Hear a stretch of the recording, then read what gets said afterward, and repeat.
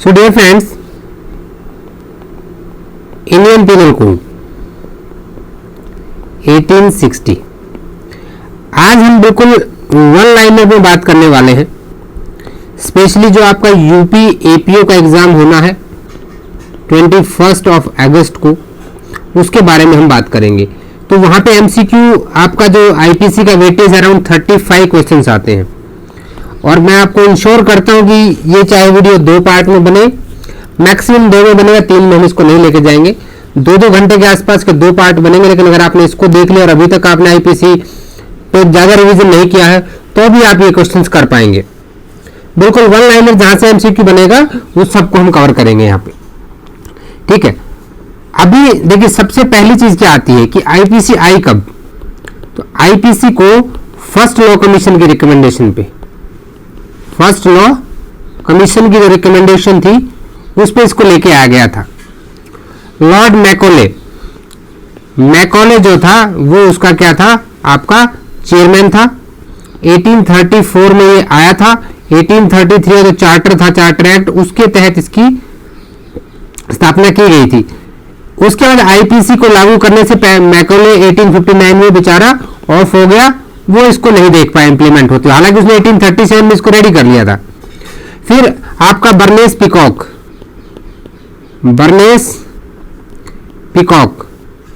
ठीक है। जो मोर साहब थे ये क्या थे, पहले जो हाई कोर्ट बना था 1861 में, साथ साथ कई चीजें कवर हो रही है आपकी, उसका पहला चीफ जस्टिस कौन बना था, बर्नेस पिकॉक। और फर्स्ट हमारा सुप्रीम कोर्ट कब बना था, 1774 में, और उसके पहले चीफ जस्टिस कौन थे, बिल्कुल सही आपका एम्फी, ठीक है। तो ये यहाँ पे इसके जजेस थे। अब बर्नेस पिकॉक ने फिर से इसको स्टडी किया और 1860 में इसको क्या मिल गया, लेजिस्लेटिव काउंसिल इसको पास कर दिया। तो यानी कि इसका इनेक्टमेंट डेट क्या हुआ, इनेक्टमेंट डेट हुआ आपका 6 अक्टूबर 1860, पहला क्वेश्चन।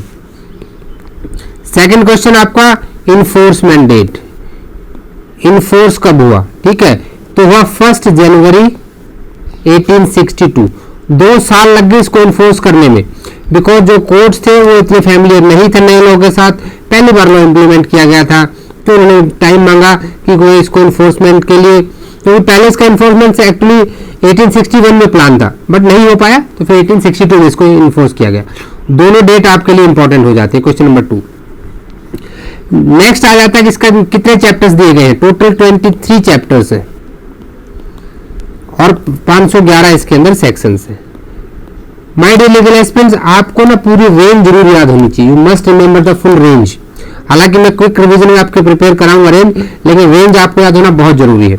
अब बात इंपॉर्टेंट ये आती है कि इसमें क्या आज तक भी इतने ही सेक्शन है, नहीं, इसके अंदर टोटल 3 चैप्टर्स ऐड किए गए। कितने, 3 चैप्टर्स। कौन से 3 चैप्टर्स ऐड किए गए, आपका चैप्टर नंबर 5A, 9A और 20A। 5A किसके बारे में बात करता है, क्रिमिनल कॉन्स्पिरेसी के बारे में बात करता है। कब इंसर्ट किया गया, 1913 में।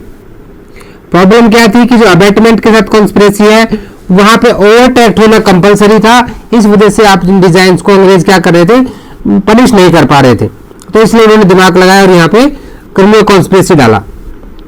देन 9A जो इलेक्शन से डील करता है, 1920 में जब बात चल रही थी कि इंडियंस को भी यहाँ पे क्या किया जाएगा, इंक्लूड किया जाएगा, जो गवर्नमेंट है जितने स्कीम्स है उसके अंदर, उसी टाइम की बात है, तभी इसको इंसर्ट किया गया था।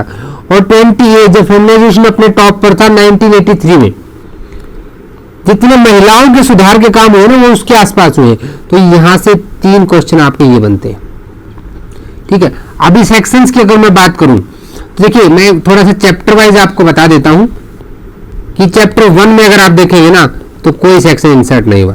2 में अगर आप देखेंगे तो देखिए 29A जहां पे डॉक्यूमेंट्स को इलेक्ट्रॉनिक रिकॉर्ड को डॉक्यूमेंट माना गया है, 52A हार्बर इंक्लूड हुआ है, ठीक है। चैप्टर 3 में अगर आप जाएंगे तो 53A जहां ट्रांसपोर्टेशन ऑफ लाइफ को हटा दिया गया था, उसके बाद 55A एप्रोप्रिएट गवर्नमेंट क्या होगी, ठीक है। चैप्टर 4 में फिर आपके साथ क्या इंसर्ट किया गया है, 4 में कोई सेक्शन इंसर्ट नहीं हुआ है, जनरल एक्सेप्शंस की बात करता है 4, वहां पे नील है।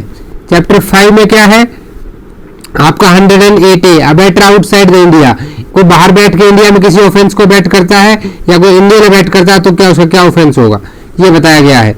उसके बाद आपका जो चैप्टर नंबर 6 है, 5 है तो पूरा इंसर्ट हुआ है, ठीक है। 120A और 120B ये दोनों तो इंसर्ट हुए हैं उसके साथ, ठीक है। उसके बाद चैप्टर 6 में देखिए 121A इंसर्ट किया गया, कॉन्स्पिरेसी के बारे में डाला गया, 1817 इसको ऐड किया गया था, और 124A जो कि बहुत ज्यादा न्यूज में रहता है, यानी कि सेडिशन के चार्जेस, तो एक यहाँ पे इंसर्ट किया गया है। उसके बाद चैप्टर नंबर 7 में अगर आप देखेंगे तो आपको हालांकि पढ़ने की जरूरत है नहीं, चैप्टर नंबर 7 इंपॉर्टेंट बिल्कुल नहीं है, ऑफेंस अगेंस्ट स्टेट की बात करता है, ठीक है। इसमें 138 डाला गया था, ठीक है, उसको आप छोड़ सकते हैं। चैप्टर नंबर 8 जो है इंपॉर्टेंट हो जाता है, जहां 153A जहां पे आर्म्स वेपन के बाद, और 153B ये आपके बिल्कुल इंपॉर्टेंट है, ठीक है। इनको हमेशा कोशिश कीजिए 295A के साथ पढ़ने की और 505 के साथ पढ़ने की, ठीक है। उसके बाद आ जाइए आप चैप्टर 9 में। नंबर 9 में आप देखेंगे तो 161 से 165 तक क्या कर दिए गए, रिपील कर दिए गए हैं, ये याद रखना है। 166A 166B ये यहाँ पे इंसर्ट हुए हैं, ठीक है। चैप्टर नंबर 9 में पूरा फुल इंसर्ट हुआ 171A से लेकर के 171I तक। तो ये इस तरह से आपको सारी चीजें पढ़नी है। अब मैं आगे का नहीं गया हूँ, आगे का आपका होमवर्क है, सिर्फ ये बता रहा हूं मैं कि जितने इंपॉर्टेंट सेक्शंस है ना जो इंसर्ट हुए हैं, प्लीज उन सबको एक बार जरूर देख लीजिएगा, वहां से क्वेश्चंस के चांस बनते हैं। अब आ जाते हैं इसकी रेंज के ऊपर। देखो रेंज में क्या है कि सबसे पहले चैप्टर, हम पूरे 23 चैप्टर को डिस्कस करेंगे फटाफट। चैप्टर नंबर, यहाँ पे हम चैप्टर की बात करेंगे, उसके सब्जेक्ट की बात करेंगे और उसकी रेंज की बात करेंगे। ये क्यों याद करने, ताकि आपको अगर एलिमिनेशन मेथड यूज करना पड़ जाए तो आपकी बहुत हेल्प होगी। यहाँ पे चैप्टर 1 जो है ये आपका प्रीलिमिनरी से बात करता है 1 से लेके 5 तक, जहाँ पे 1 आपको बताता है शॉर्ट टाइटल एक्सटेंड के बारे में, 2, 3, 4 बताते हैं इसकी territorial, 2 intra territorial, 3, 4 extra territorial, और 5 आपका सेविंग क्लॉज है। चैप्टर नंबर 2 जो है ये आपका जनरल एक्सप्लेनेशन है, यानी कि डेफिनेशन दी गई है, एक्सप्लेनेशन कहां से कहां तक है, 6 से लेके 52A तक। चैप्टर नंबर 3 किससे डील करता है, पनिशमेंट से डील करता है। पनिशमेंट कहां से कहां दी गई है, 53 से लेकर के 75 तक। 4 किससे डील करता है, general exception, most important chapter, ठीक है। 76 से 106 तक मोस्ट इंपॉर्टेंट चैप्टर है ये, इसको तो भूल कर भी नहीं छोड़ना है। चैप्टर 4, 17, चैप्टर 16 ये बहुत इंपॉर्टेंट सेक्शन हो जाते हैं किसी भी एग्जाम के लिए। चैप्टर नंबर 5 जो है वो अबैटमेंट की बात करता है। अबैटमेंट कहां से कहा दिया गया, 107 से लेकर के 120 तक। उसके बाद 6 बात करता है, 6 से पहले आइए 5A पर, क्रिमिनल कॉन्स्पिरेसी की। क्रिमिनल कॉन्स्पिरेसी 120A और 120B दो ही सेक्शन है, कब इंसर्ट किया गया था, 1913 के अंदर। चैप्टर नंबर 6 जो है offence against state, offences against state, मैं थोड़ा शॉर्टकट लिखूंगा 121 से 130 तक।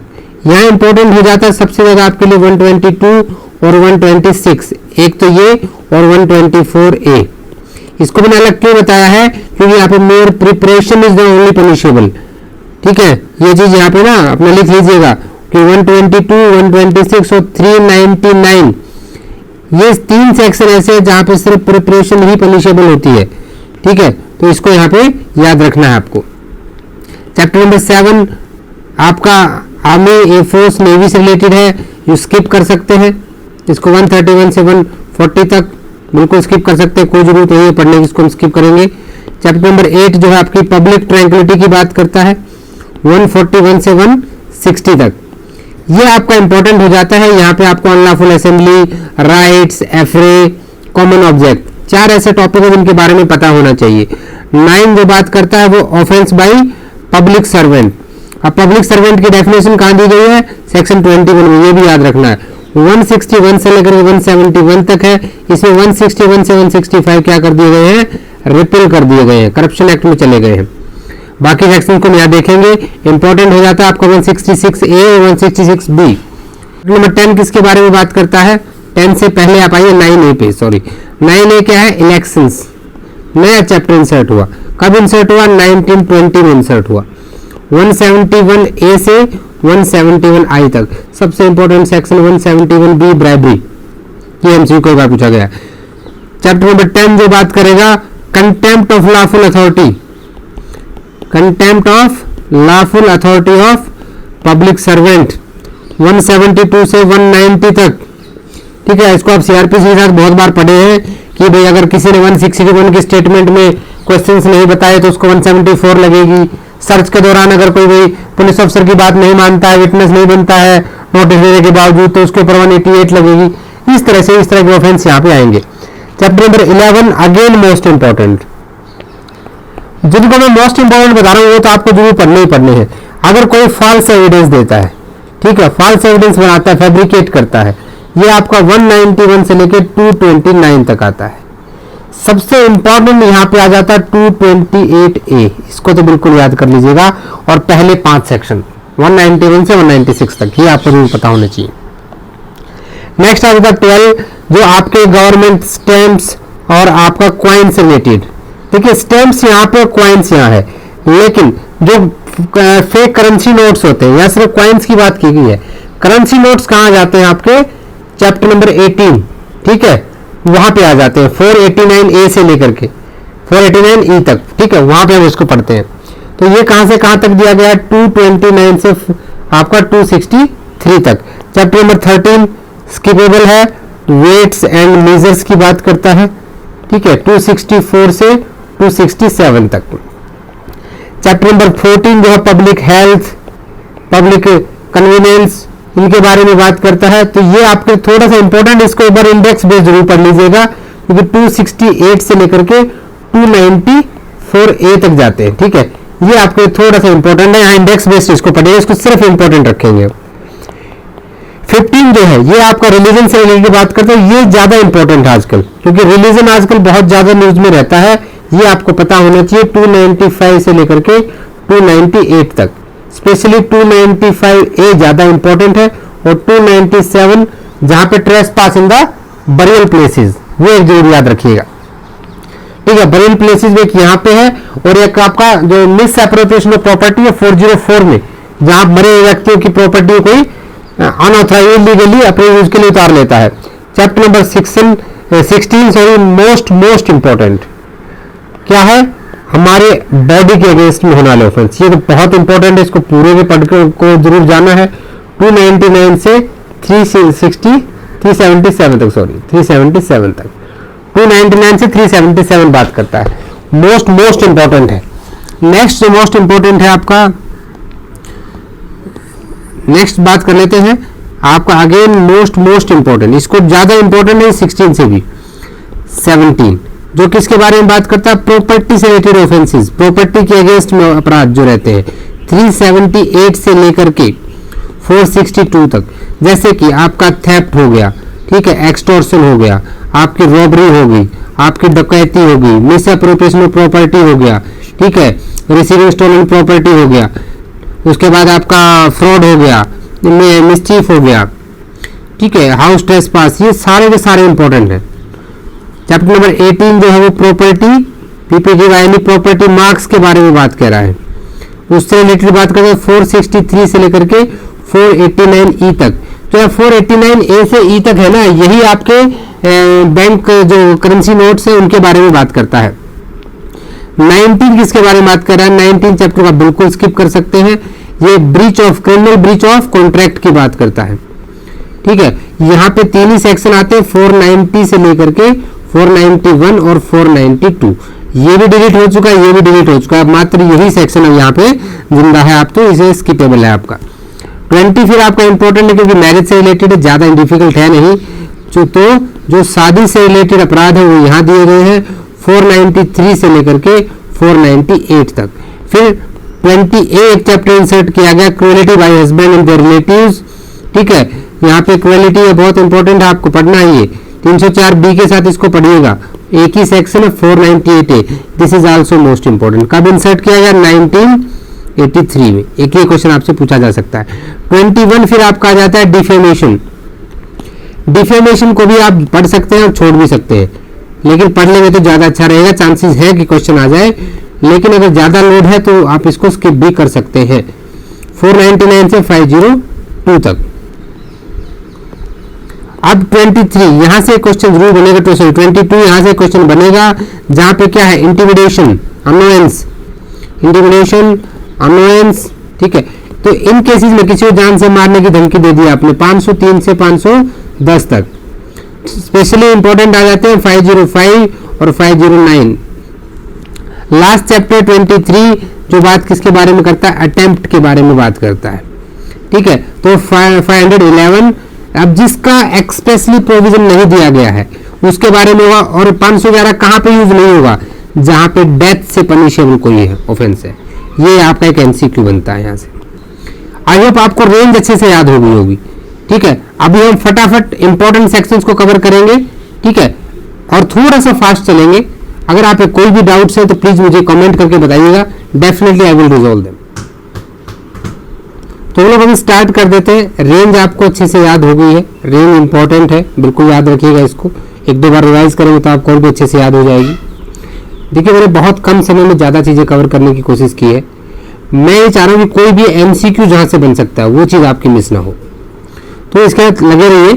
रेंज अगर आपने याद कर ली है तो फिर हम लोग चलते हैं सीधे अपने भी डायरेक्ट पे, ठीक है। क्योंकि 511 सेक्शन हो जाते हैं बहुत ज़्यादा।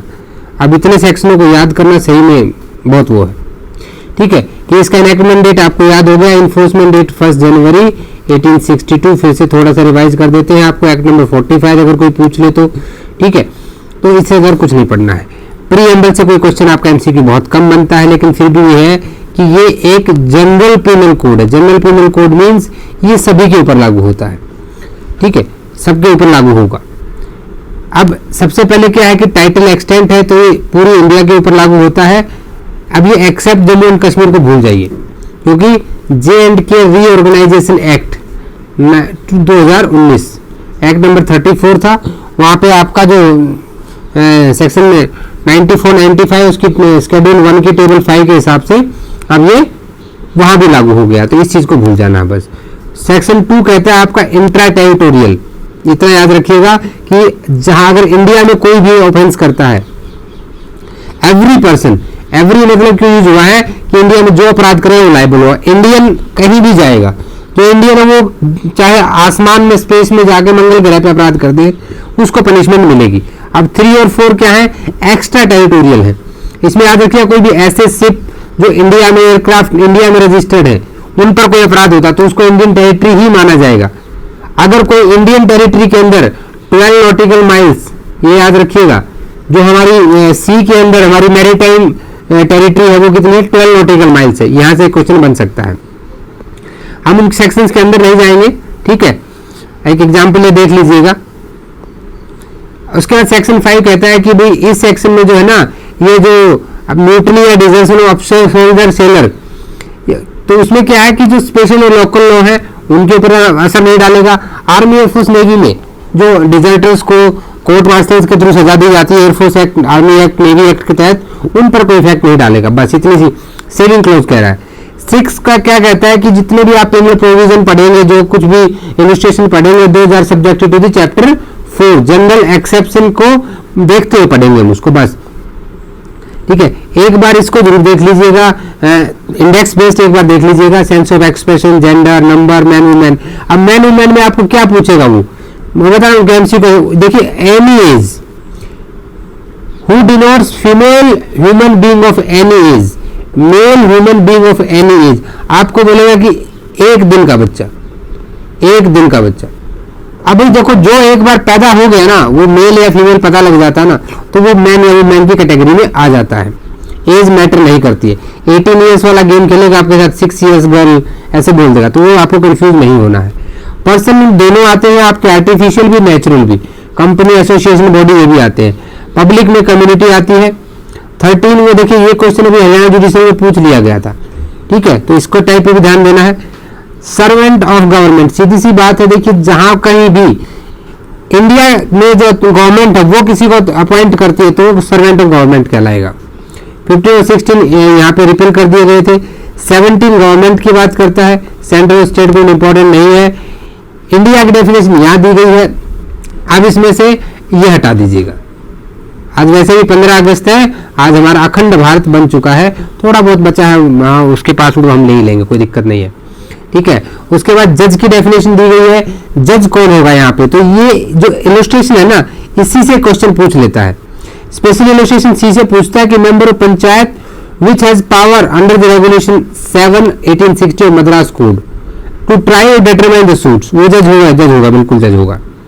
कोर्ट ऑफ जस्टिस क्या होगा कि कोई एक जज को डिवोट करता है, जो लॉ में क्या करता है, जज हो सकते हैं, बॉडी ऑफ जज, बेंच जो होते हैं ना, बेंच की बात कर रहा है ये, तो जुडिशली एक्ट करते हैं। अब यहाँ भी पंचायत वाला दिया गया है, तो इन दो इलस्ट्रेशन में रूल देखिए। पब्लिक सर्वेंट में टोटल 12 कैटेगरी दी गई है, 12 कैटेगरीज। इसमें पहली कैटेगरी तो ओमिट कर दी गई है।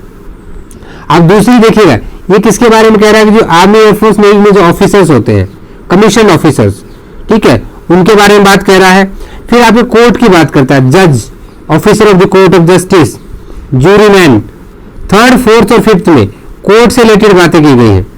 6 में आर्बिट्रेटर, जहां इस पे एविडेंस एक्ट लागू नहीं होता, उसके बारे में बताया गया, ठीक है। 7th कह रहा है कि भाई जो कोई भी क्या करता है, किसी को कंफाइनमेंट में रख सकता है, कौन रख सकता है, कस्टम वाले रख सकते हैं, आपके भाई पुलिस रख सकती है, यानी पुलिस के बारे में बता रहा है। 8th कह रहा है जिसकी ड्यूटी क्या है, ऑफेंस प्रिवेंट करने की है। इसमें सारे पब्लिक सर्वेंट आ गए, पुलिस वगैरह आपकी, जो अपराध को रोकते हैं। अब 9th कह रहा है कि जो कोई भी ऐसा है ऑफिसर है जिसकी ड्यूटी क्या है, भाई कोई प्रॉपर्टी लेना देना, रेवेन्यू ऑफिसर्स, वो सभी यहाँ पे आ गए हैं। 10th क्या कहता है कि जो रिसीव और कीप एक्सपेंड एनी प्रॉपर्टी, उसी से रिलेटेड बात करता है। 11th और 12th ये कैटेगरीज एक बार देख लीजिएगा, तीनों एक्सप्लेनेशन कमीशन में देखिए, ये क्वेश्चन पहले पूछा जा चुका, डिट्टो यही। उसके बाद 22, 23, 20 डिसऑनेस्टली फ्रॉडुलेंटली, पहले आदमी डिसऑनेस्ट होता है फिर फ्रॉड करता है, तो इसको इस तरह से याद रख सकते हो आप कि 24 में डिसऑनेस्ट होगा पहले, फिर उसके बाद वो फ्रॉड करेगा। अब उसके पास रीजन टू बिलीव है कि वो पैसा कमा ही लूंगा, 26। अब इसके लिए क्या करता है, उसकी वाइफ, क्लर्क और सर्वेंट, उनको पटाता है, उनके थ्रू प्रॉपर्टी लेता है। अब 28 में काउंटरफिट, 29 डॉक्यूमेंट आपका देखिए, जो आपका एविडेंस में आप डॉक्यूमेंट पढ़ते हैं ना, लगभग वही बात यहाँ की गई है। 29A ये क्या है, इलेक्ट्रॉनिक रिकॉर्ड है। अब 29A इलेक्ट्रॉनिक रिकॉर्ड डॉक्यूमेंट है, ये चीज आपकी कहाँ पढ़ता है, एविडेंस एक्ट में भी पढ़ते हैं, तो याद रखिएगा जो IT एक्ट आया था 2000 में, उसी के तहत इसको डाला गया था। 30 क्या है कि वैल्यूएबल सिक्योरिटी, देखिए वैल्यूएबल सिक्योरिटी का मतलब ये मत समझिएगा कि कहीं पे कुछ गोल्ड पड़ा है, ठीक है, वो वैल्यूएबल है, नहीं। वैल्यूएबल सिक्योरिटी का मतलब एक ही चीज होती है कि एक डॉक्यूमेंट है, जो वैल्यूएबल सिक्योरिटी है ये क्या है, इज इक्वल टू डॉक्यूमेंट। और डॉक्यूमेंट क्या करता है, ये डॉक्यूमेंट कोई आपको लीगल राइट देता है, ठीक है, उसको एक्सटेंड करता है, ट्रांसफर करता है, रिस्ट्रिक्ट करता है, एक्सटिंग्विश करता है। यानी कि वैल्यूएबल सिक्योरिटी सीधा मतलब डॉक्यूमेंट से, डॉक्यूमेंट का मतलब लीगल राइट से। वो लीगल राइट या तो क्रिएट किया जाए, एक्सटेंड किया जाए, ट्रांसफर किया जाए, रिस्ट्रिक्ट किया जाए, एक्सटिंग्विश किया जाए, ठीक है, ये आपको याद रखना है। अब विल क्या होती है, एक टेस्टामेंट्री डॉक्यूमेंट है, बस, ज्यादा इंपॉर्टेंट नहीं है। 32, 33 याद रखिए। 34 आपको थोड़ा सा इंपॉर्टेंट हो जाता है। जो 34 है आपका, ये कॉमन इंटेंशन की बात करता है। यहाँ पे जो MCQ बेस्ड, देखिए टॉपिक नहीं समझना हमें, मैं आपको कुछ केस लॉ बताता हूँ, यहाँ से केस लॉ ही पूछे जाते हैं। एक आपको याद होगा पोस्ट मास्टर केस, इसी नाम से इसको पूछेगा कि पोस्ट मास्टर केस कौन सा है, वीरेंद्र कुमार घोष वर्सेज एम्परर, तो इसको याद रखिएगा। महबूब शाह वर्सेज एम्परर, महबूब शाह को 35 में भी याद रखना है। इन दोनों का 35 क्या है, सिमिलर इंटेंशन, और ये क्या है, कॉमन इंटेंशन। तो महबूब शाह वर्सेज एम्परर के केस में दोनों में डिफरेंस को बताया गया था। उसके बाद आपका JM Desai versus state of Bombay, ये भी एक इंपॉर्टेंट केस है। Nanak Chand versus state of Bombay 1953 का केस है, काफी इंपॉर्टेंट है। तो ये सारे केसेस हैं। जो नानक चंद वाला केस है, Nanak Chand versus state of Bombay, अब इस केस में 149 कॉमन ऑब्जेक्ट और 34 कॉमन इंटेंशन का डिफरेंस था। और जो आपका केस मैंने बताया महबूब शाह वर्सेज एम्परर, इस केस के अंदर जो डिफरेंस बताया गया है वो 34 और 35 का डिफरेंस है। तो दोनों केस इंपॉर्टेंट हो जाते हैं, यानी 34 कॉमन इंटेंशन की बात करता है और 35 आपका किसके बारे में डील करता है, सिमिलर इंटेंशन के बारे में बात करता है। 36 से देखिए क्या है कि आपका पार्टली बाय ओमिशन भाई ओमिशन और एक्ट दोनों हम 32 में पढ़ के आ चुके हैं, तो यहाँ पे थोड़ा सा इंपॉर्टेंट हो जाता है आपके लिए इलस्ट्रेशन, ये एक जरूर पढ़ लीजिएगा। 37 कॉपरेशन है, इसके इलस्ट्रेशन देख लीजिएगा बस।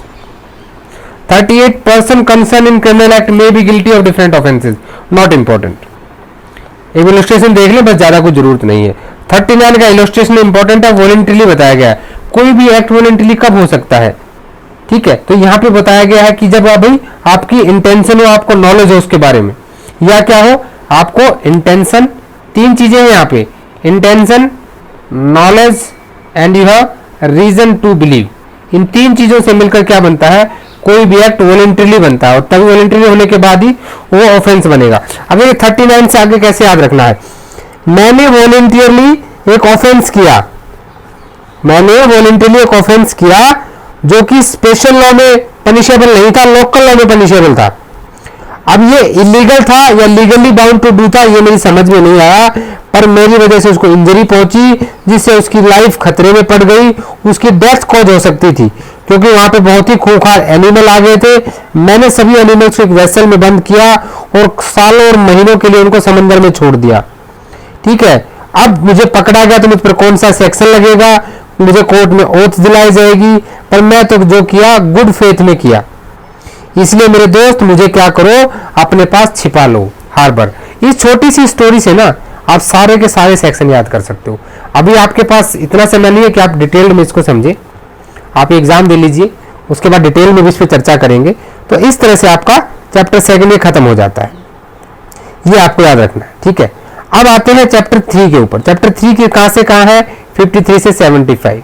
अब पनिशमेंट बताएं, कितने टाइप की पनिशमेंट है, तो यही एमसीक्यू बनता है। तो 5 तरह की पनिशमेंट है। अब ये सेकेंडली है यहाँ पे इम्प्रिजनमेंट फॉर लाइफ, तो उसके बाद थर्डली नहीं है। थर्डली क्या कर दिया गया, ओमिट कर दिया गया है। ये क्यों ओमिट किया, ये क्या थी, ये पीनल सर्विट्यूड था। बहुत सारे स्टूडेंट्स को नहीं पता यहाँ पे क्या कौन सी पनिशमेंट थी, यहाँ पे थी पीनल सर्विट्यूड, यानी कि एक होता है आपका इम्प्रिजनमेंट विद लेबर, और यहाँ पे थोड़ी सी अमानवीय स्थितियों में रखा जाता था, अंग्रेजों के समय में थी, उसको बंद कर दिया गया है। अब ये रिग्रेस हो सकती है, सिंपल हो सकती है, forfeiture of property and fine, बस। 53 है कि ट्रांसपोर्टेशन ऑफ लाइफ को हटा दिया गया है, लाइफ इंप्रिजनमेंट में कवर कर दिया गया है या उसको एलिमिनेट कर दिया गया है। Commutation of sentence to death, अब गवर्नमेंट कम्यूट कर सकती है, कौन कम्यूट कर सकता है, एप्रोप्रिएट गवर्नमेंट, आइदर स्टेट और सेंटर, जिसका भी कंसर्न होगा वो कम्यूट करेगी। तो कितने साल के लिए कर सकता है, किसी भी ऐसी पनिशमेंट में, देखिए डेथ सेंटेंस को किसी भी ऐसी इसमें कर सकता है जो आईपीसी में दी गई, यहां तक कि फाइन में भी किया जा सकता है। और ये विदाउट कंसेंट है, इतना याद रखिएगा, without consent of the accused, consent लेने की जरूरत नहीं है, वो कहीं भी नहीं, मैं तो जेल में खुश हूं, यही रहूंगा, यही रोटी मिलती, बाहर नहीं जाऊंगा, जाना पड़ेगा। 55 में एक चीज याद रखिएगा कि लाइफ इंप्रिजनमेंट को अगर कम्यूट करना है तो कितना, 14 ईयर्स, और अगर इसको काउंट करना है किसी फ्रैक्शन के तौर पे, यानी इसके, तो इसको कितना, 20 ईयर्स, सेक्शन नंबर 57। 55 में बता दें कि एप्रोप्रिएट गवर्नमेंट कौन सी होगी। 56 क्या था कि भेदभाव की नीति थी अंग्रेजों में और इंडियंस में, अंग्रेजों को सजा कम मिलती थी और हमें ज्यादा मिलती थी, तो इसको हटा दिया गया है। फ्रैक्शन मैंने आपको बता दिया 20 ईयर्स माना जाएगा लाइफ इंप्रिजनमेंट। इसका मतलब ये बिल्कुल नहीं है कि उम्र कैद की सजा जो है 20 साल के बराबर होती है। तब है जब मान लीजिए आपने फाइन पे नहीं किया तो आपको 1/4 ऑफ द इंप्रिजनमेंट सजा बढ़ाई जाएगी।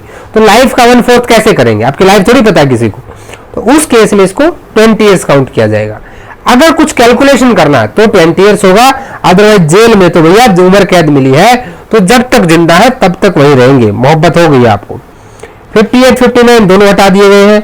60 कह रहा है कि सजा दो तरह से हो सकती है, या तो सारी पार्टली, मतलब आपको सिंपल या रिग्रेस दे दे, या पार्ट बाई पार्ट दे सकते हैं, 4 साल रिग्रेस बाकी की सिंपल, ऐसे करके भी दे सकते हैं। 61 62 दोनों रिमूव है। अब इंपॉर्टेंट आ जाता है आपका फाइन वाला। फाइन वाले से देखिए 63 में क्वेश्चन आता है कि फाइन कितना लगाया जा सकता है, अनलिमिटेड लगाया जा सकता है, but it should not be excessive.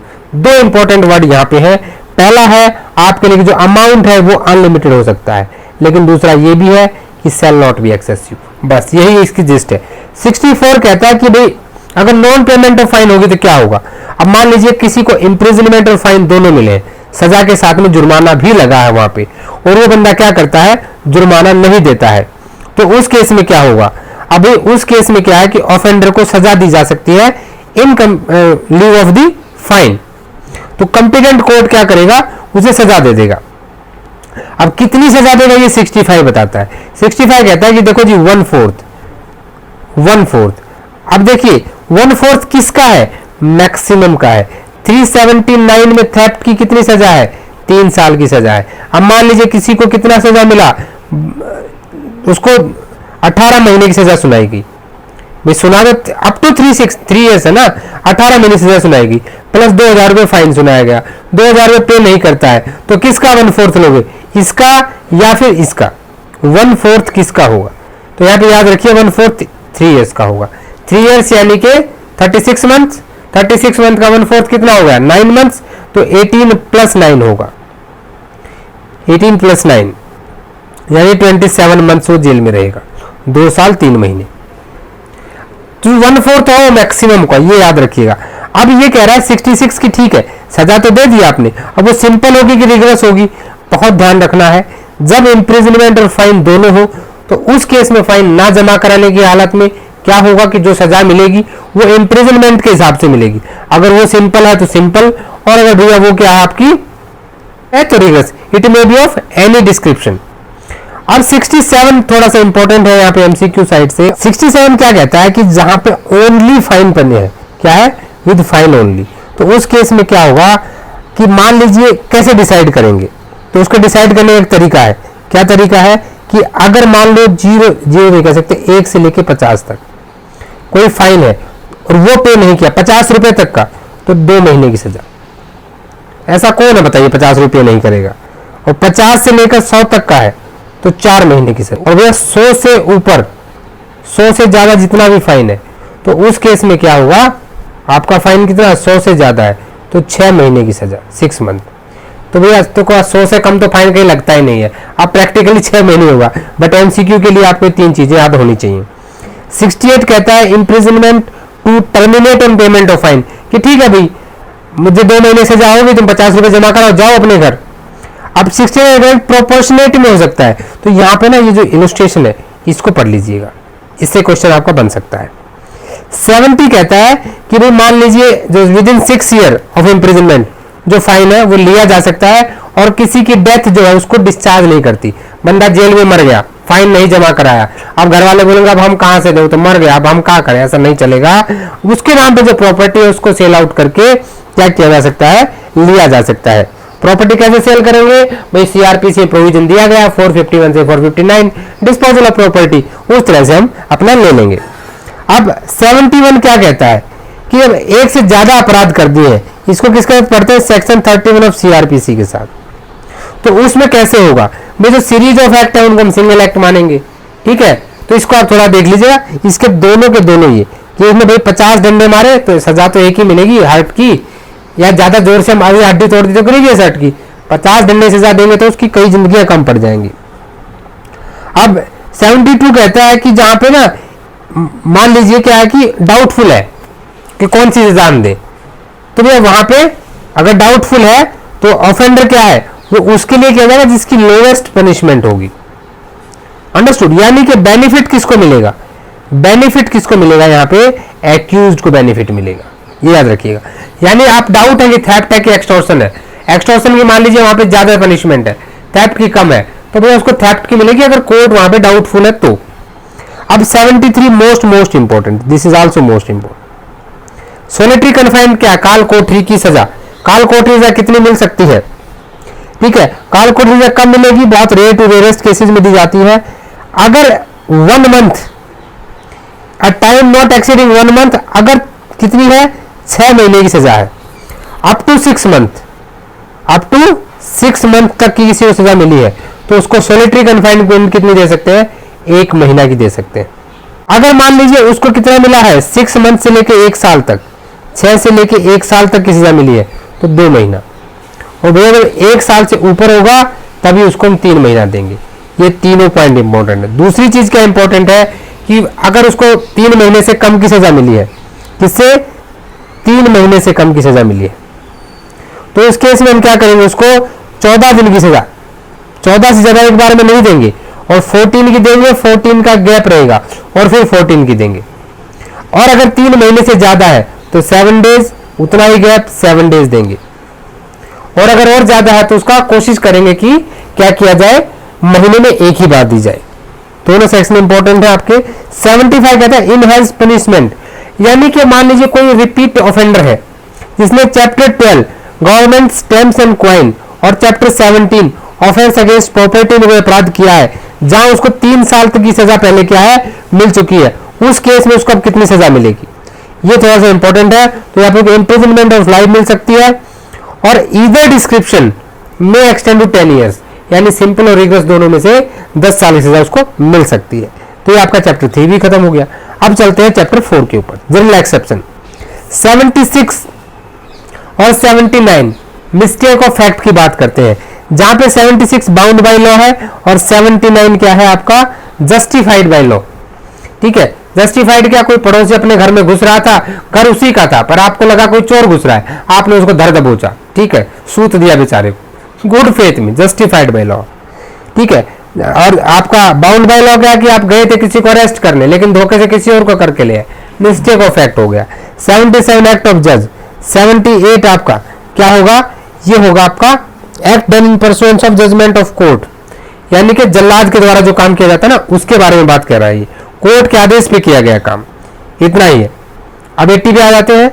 Section 80 आपको accident in doing lawful act, जब भी कोई lawful act in lawful manner किया जाता है तो वहां पे अगर कोई मिसफॉर्चून या एक्सीडेंट हो जाता है तो उसका डिफेंस मिलता है। ठीक है, लेकिन यहाँ पे lawful act in lawful manner होना जरूरी है। कुछ केस लो नोट कर लीजिए यहाँ पे। सबसे पहले R versus Voyager, R versus Voyager, Basant versus emperor, and एक इसमें और काफी इंपॉर्टेंट केस है जोगेश्वर, जोगेश्वर वर्सेस एम्परर। ठीक है, अब जिसका अगर आपने डिटेल क्लास देखा होगा तो वहां पे हमने डिस्कस किया था। और एक और केस कई बार एग्जाम में पूछा जाता है, स्टेनले वर्सेस पावेल। ठीक है, तो ये कुछ केस लो जो सेक्शन 80 से रिलेटेड है, इनको आप देख लीजिएगा। 81 कहता है डॉक्ट्राइन ऑफ नेसेसिटी, किसकी बात कर रहा है, डॉक्ट्राइन ऑफ नेसेसिटी, यानी कि एक बड़ी दुर्घटना को बचाने के लिए एक छोटी दुर्घटना करनी पड़ी। बट ये तब है जब कोई और आपके पास इसके अलावा कुछ भी आपके पास पॉसिबल ना हो। सबसे इंपॉर्टेंट केस है Queen versus Dudley Stephen, Dudley Stephen. ये लोग 3 लोग थे, इनके साथ 2 एडल्ट थे और एक बच्चा था 16-17 साल का, और इनका जो जहाज डूब जाता है, ये अपने आप को बचाने के लिए, जब ये सी में थे, भूखे थे, इनके पास कुछ खाने को नहीं था, तो ये उस 16 साल के बच्चे को मार के खा जाते हैं। के ऊपर केस चलाया जाता है और बाकायदे ये लोग डिफेंस लेने की कोशिश करते हैं डॉक्ट्राइन ऑफ नेसेसिटी की। तो एक चीज आपको याद रखनी है, अपने बैक में लाइन लिख लीजिए, self preservation is not an absolute rule. तो खुद का बचाव सबसे बड़ी बात नहीं है, दूसरे की जान नहीं ले सकते आप, तो ये आपके लिए इंपॉर्टेंट हो जाता है। उसके बाद 82 डोली इन कैपेक्स, ये वर्ड आपको याद होना चाहिए, डोली इन कैपेक्स। और 83 के आगे लिख लिए डोली कैपेक्स। डोली इन कैपेक्स का क्या मतलब है कि जो incapable of doing any crime, 7 साल से कम आयु के बच्चे के द्वारा किया गया कोई भी अपराध नहीं होता है। और 83 कहता है कि जो 7 से ऊपर और 12 से नीचे है, 7 to 12 के बीच में है, उसके ऊपर देखा जाएगा, डिपेंड्स कि बच्चे का मैच्योरिटी लेवल क्या है, उसके बाद ये डिसाइड किया जाएगा। ठीक है, तो ये दोनों केसेस में आता है। इसके लिए आप मनसादन्ना का केस देख सकते हैं, 83 के लिए इंपॉर्टेंट है। उसके बाद 84 आता है person of the unsound mind, insanity का केस। सबसे पहले आपको जब भी ये केस माइंड में आता है तो मैकनॉटन का केस आपके सबके माइंड में आता होगा। मैकनॉटन के केस में राइट और रॉन्ग टेस्ट दिया गया था, जस्टिस टिंडल थे वहां पे, यानी कि पागलपन का डिफेंस आपको कब मिलेगा। अब यहाँ पे एमसीक्यू क्या बनते हैं, ये मोस्ट इंपॉर्टेंट है, जो आपका इंपॉर्टेंट है वहां मैं पूरा समय आपको दूंगा।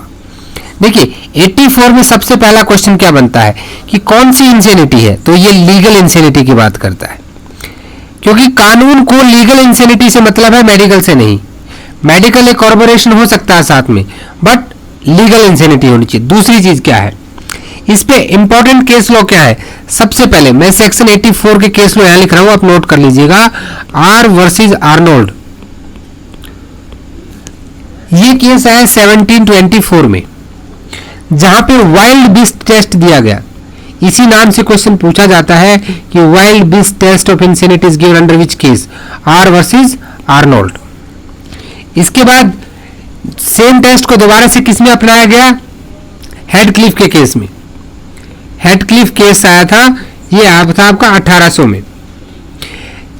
उसके बाद एक बॉलर केस आया और सबसे लास्ट में आपका आया मैकनेक्टन रूल्स, जो जिसको पूरे वर्ल्ड ने अडॉप्ट किया और जस्टिस टिंडल ने इस केस को दिया था। ठीक है, ये इंपॉर्टेंट हो जाता है। 85 86 दोनों इंटॉक्सिकेशन की बात कर रहे हैं। 85 में इंटॉक्सिकेशन है आपका, ये क्या है, इनवॉलंटियर है। ठीक है, यानी कि यहाँ पे अगेंस्ट द विल है, इसलिए इसको डिफेंस के तौर पे यूज किया जाता है, इसको डिफेंस के तौर पे यूज नहीं करते, क्योंकि यहाँ पे आपको नॉलेज थी।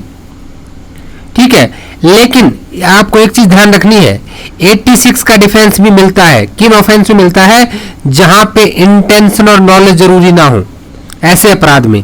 क्योंकि ऑफेंस जहां पे पर्टिकुलरली इंटेंशन और नॉलेज चाहिए ना, जो बंदा अपनी मर्जी से इंटॉक्सिकेट किया है। सबसे important case Vasudev versus state of PEPSU.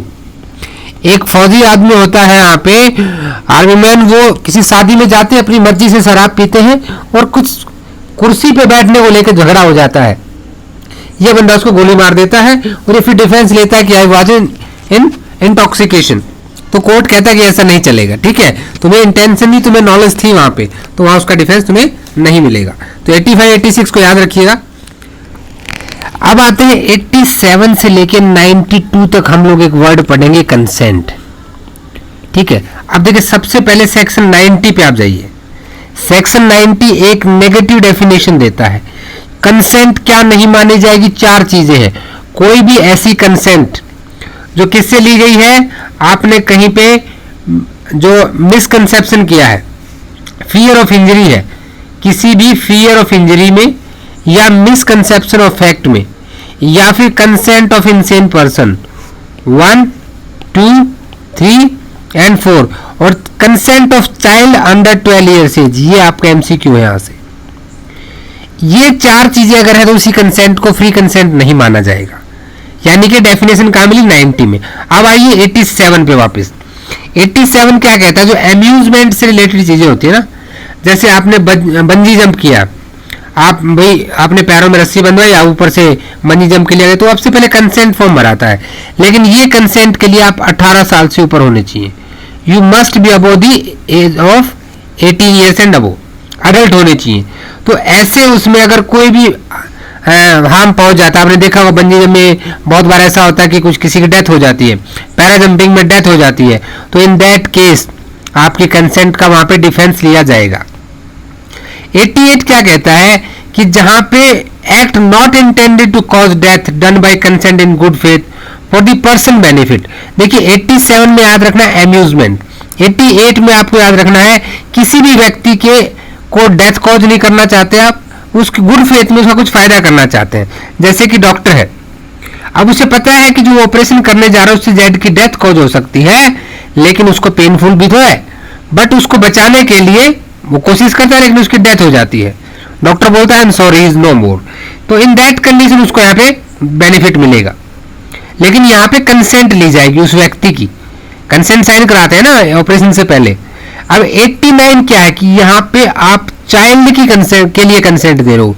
किसके लिए, for the good faith of child, good faith for child और इनसेन पर्सन, यानी कि चाइल्ड और इनसेन पर्सन दो लोगों के लिए किसके द्वारा, गार्जियन की कंसेंट होगी। लेकिन यहाँ पे चार प्रोवाइजो और इस सेम प्रोवाइजो आपको 92 में भी मिलेंगे। ठीक है, इनको एक बार देख लीजिएगा, बाकी इतना याद रखेंगे तो बहुत है। आप 90 हमने कवर कर ही लिया है। 91 क्या कहता है कि जो 87, 88 और 89 है, इनका आपको क्या बेनिफिट नहीं मिलेगा। किन के लिए, जो ऐसे ऑफेंस है जो अपने आप में क्या है, इंडिपेंडेंटली एक ऑफेंस है, और क्या कर सकते हैं, दे इंटेंडेड टू कॉज और known likely to cause person giving the consent और whose behalf the consent is given, उस व्यक्ति को हार्म पहुंचा सकते हैं। जैसे किसी को मिसकैरेज करना है, 312 से लेकर 318 ऑफ आईपीसी तक क्या है, ये अपने आप में मिसकैरेज का ऑफेंस है, तो आपको इनका बेनिफिट नहीं मिलेगा। 92 क्या कह रहा है कि act done in good faith for benefit of person without consent. एक बंदा हॉस्पिटल पहुंचता है, वो बेहोश है, ऑपरेशन करना जरूरी है, तो उसकी कंसेंट नहीं ली जा सकती, कोई उसका सगा संबंधी भी नहीं आया है, तो गुड फेथ में डॉक्टर उसका ऑपरेशन कर देते हैं and he will get benefit of this section. Specially इसको मेडिकल के लिए बनाया गया, मुझे तो ऐसा लगता है, ठीक है। अगर आप इसकी सारी चीजें पढ़ेंगे तो आपको अच्छे से समझ में आ जाएगा। 93 क्या है कि आप कहीं गए और आपने खुशी खुशी में बताया, communication made in good faith. Doctor ने कहा कि आपको कैंसर 4th स्टेज है, बंदा हार्ट अटैक से मर गया, तो डॉक्टर पे केस कर दोगे क्या? नहीं। तो कहीं भी कोई गुड फेथ में जो कम्युनिकेशन किया जाता है, जहां वर्ड गुड फेथ आ जाए ना, वहां तो ऑफेंस होता ही नहीं है। अब 94 क्या कहता है, the act against my will is not my act. इसका लैटिन मैक्सिम देख लीजिएगा, इंपॉर्टेंट है, इसकी दोनों एक्सप्लेनेशन इंपॉर्टेंट है, यहां से एमसीक्यू आता है। अब इसमें देखिए, अगर कोई किसी को कंपेल करता है कि तुम गैंग ऑफ डकैत बन जाओ, तो जब सेक्शन 400 पढ़ेंगे ना आप, तो आप punishment for being the member of the gang of डकैत है, ठीक है। गैंग ऑफ डकैतों के गैंग में गब्बर सिंह के साथ शामिल हो गए, तो भैया उसका प्रिविलेज नहीं मिलेगा। और आपको किसी ने कहा कि मैं तुम्हें गोली मार दूं, नहीं तुम उसको गोली मारो, तो मैंने क्या कहा था, self preservation is not an absolute rule. तो मर्डर को छोड़ के, गैंग ऑफ डकैत का मेंबर को छोड़ के अगर कोई और काम आपसे कराता है, जैसे लोहार से क्या करवाता है वो, भाई अलमीरा का ताला तोड़वाता है और चोरी कर लेते हैं, तो इन दैट केस क्या है, इसको एक्सेप्शन मिलेगा, लेकिन एक्सप्लेनेशन 1 में नहीं मिलेगा। अब 95 क्या कहता है, आपको स्लाइट हार्म यानी कि ट्रिफलिंग एक्ट्स, भी छोटा मोटा धक्का लग गया, आप इन सब चीजों के लिए जो है कोर्ट में नहीं जा सकते हैं, यही काम नहीं है कोर्ट को, ठीक है, ये याद रखना है। 95 में फिर आता है राइट टू प्राइवेट डिफेंस। 96 से लेके 106 तक जो है आपके राइट टू प्राइवेट डिफेंस की बात होती है। 96 कहता है things done in a private defence. 96 कुछ नहीं कह रहा, 96 आपको बता रहा है कि आपके पास राइट टू प्राइवेट डिफेंस है, बस इतना आपको इसने बता दिया कि भाई अगर प्राइवेट डिफेंस के उसमें तुम कोई काम करोगे तो ऑफेंस नहीं होगा, नथिंग, जनरल बात। अब 97 कहता है कि ठीक है, ये राइट ऑफ प्राइवेट डिफेंस आपके पास दो तरह से होगा, एक आपकी बॉडी के लिए, खुद की बॉडी के लिए, या किसी दूसरे व्यक्ति की बॉडी के लिए जिसके खिलाफ कोई ऑफेंस हो सकता है, human body, against any offence affecting the human body, ये ध्यान देना इस चीज पे। और दूसरा क्या है, प्रॉपर्टी। प्रॉपर्टी में 4 चीजें यहां पे दी गई है। क्या क्या दिया गया है कि जहां पे कोई थेफ्ट, रॉबरी, मिसचीफ या क्रिमिनल ट्रेसपास या इन सब का अटेम्प्ट हो, तो वहां पर भी आपको आपकी प्रॉपर्टी या किसी और की प्रॉपर्टी, उसके लिए राइट टू प्राइवेट डिफेंस मिलेगा। तो 96 और 97 जनरल बात करते हैं। अब 98 एमसीक्यू साइड से इंपॉर्टेंट है कि एक पागल व्यक्ति ने आपके ऊपर हमला कर दिया, तो उस पागल व्यक्ति के ने जब आपके ऊपर हमला किया तो क्या आपके पास राइट टू प्राइवेट डिफेंस होगा? जी हाँ, बिल्कुल होगा। जैसे कोई सेम पर्सन आपके ऊपर हमला करता, वैसे ही आपके पास राइट टू प्राइवेट डिफेंस रहेगा। इलस्ट्रेशन देखिए, Z under the influence of madness attempt to kill A, Z is guilty of no offence.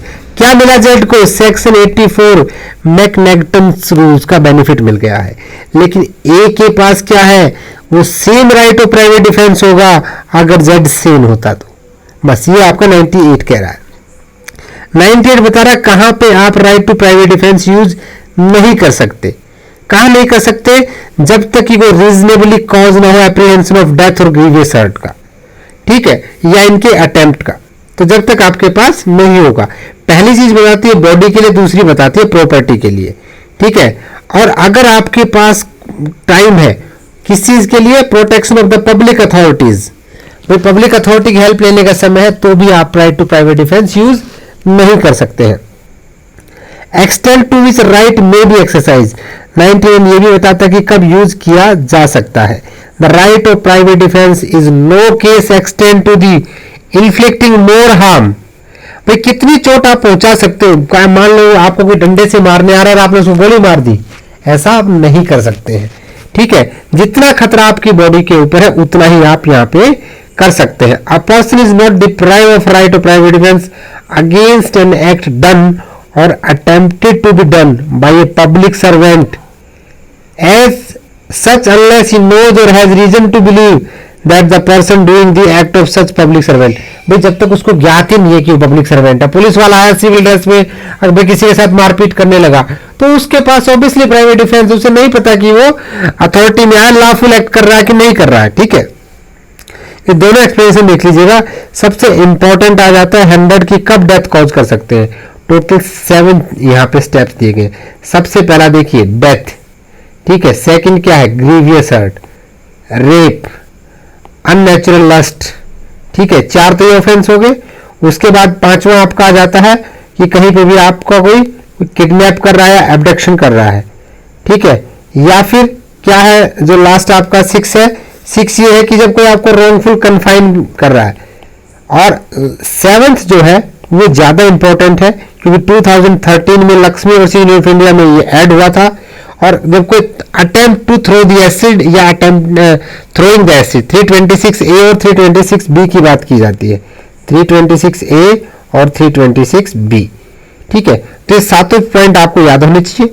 यहां से पॉइंट बनता है 101 कहता है कि ठीक है अभी आप 100 में डेथ कॉज कर रहे थे और प्रॉपर्टी के केस में 100 की जगह हम पढ़ेंगे 103, ये भी याद रखना है।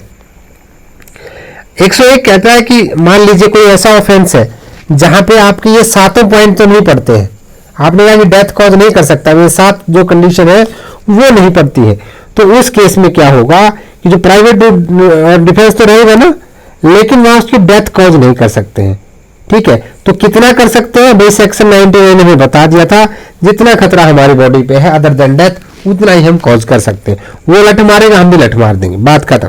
102 कहता है कि कमेंसमेंट एंड कंटिन्यूएंस, कब स्टार्ट होगा और कब तक रहेगा, इस पर भी कई बार क्वेश्चन पूछा जाता है।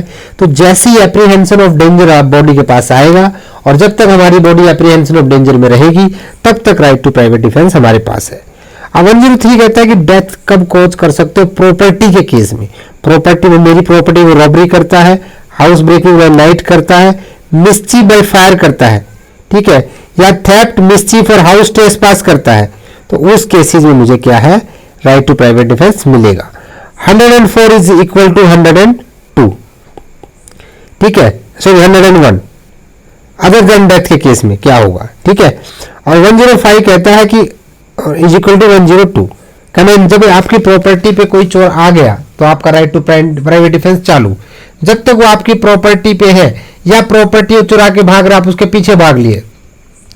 मान लीजिए उसने आपकी प्रॉपर्टी फेंक दी तो प्रॉपर्टी आपने उठा ली, जैसे आपकी प्रॉपर्टी रिकवर होगी आपका right to private defence cease हो जाता है वहां पे, ठीक है। तो इसको आपको याद रखना है। 106 क्या है कि भाई भीड़ में आपके ऊपर हमला कर दिया, आपने भीड़ पे गोली चला दी, उसमें एक इनोसेंट बंदा मारा, क्योंकि आपको नहीं पता भीड़ में गोली किसको लगेगी, एक इनोसेंट को लग गई, तो वहां पे आप 106 का डिफेंस ले सकते हैं, ठीक है। तो ये तो था राइट टू प्राइवेट डिफेंस। अब बात करते हैं चैप्टर 5 अबैटमेंट की, 107 से लेके 120 तक। अबैटमेंट को समझने के लिए हम एक चार्ट के थ्रू जाएंगे जिससे चीजें आपको अच्छे से समझ में आएंगी। देखिए अबैटमेंट में सबसे पहले आता है सेक्शन 107। 107 आपको कहता है कि 3 तरीके से अबैटमेंट हो सकती है। सबसे पहला तरीका क्या है, इंस्टिगेट करते हैं, इंस्टिगेशन से। दूसरा है थ्रू कॉन्स्पिरेसी, और थर्ड यहां पे है कि थ्रू द इंटेंशनल एड। ये इंटेंशनल वर्ड काफी इंपॉर्टेंट हो जाता है, इंटेंशनल एड के थ्रू, ठीक है।